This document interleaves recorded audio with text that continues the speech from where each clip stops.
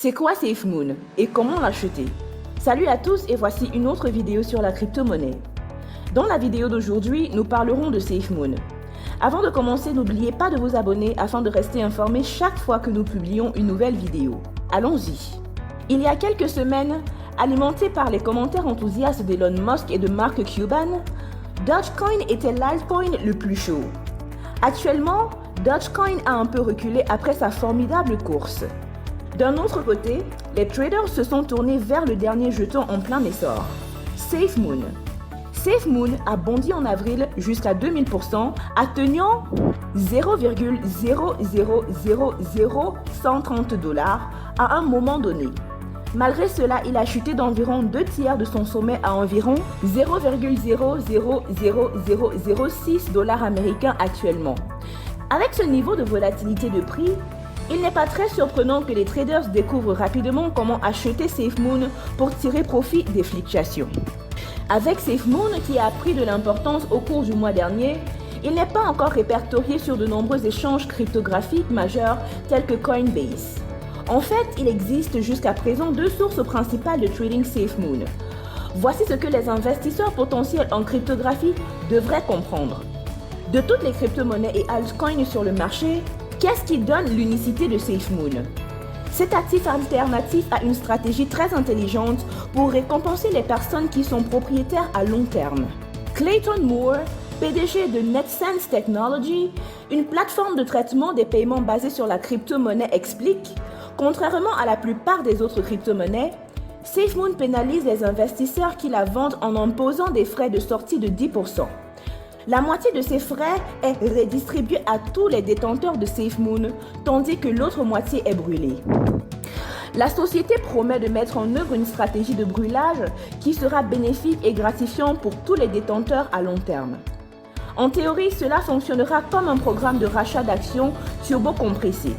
Si tout se passe comme prévu, les propriétaires de SafeMoon verront leur participation augmenter à long terme au fur et à mesure que les frais de sortie seront progressivement redistribués aux détenteurs de jetons restants.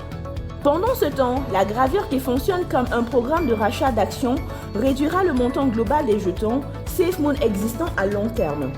Comment acheter SafeMoon? Le principal moyen utilisé par la plupart des gens pour acheter SafeMoon est PancakeSwap.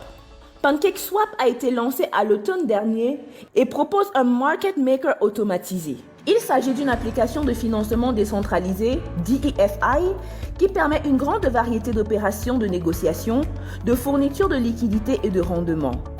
SafeMoon a publié sur son compte Twitter officiel une didacticielle vidéo expliquant comment acheter SafeMoon à l'aide de PancakeSwap.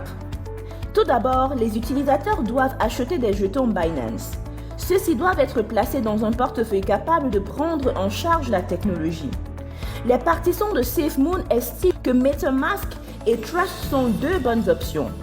Ensuite, les traders peuvent échanger les jetons Binance contre SafeMoon sur le réseau BSC.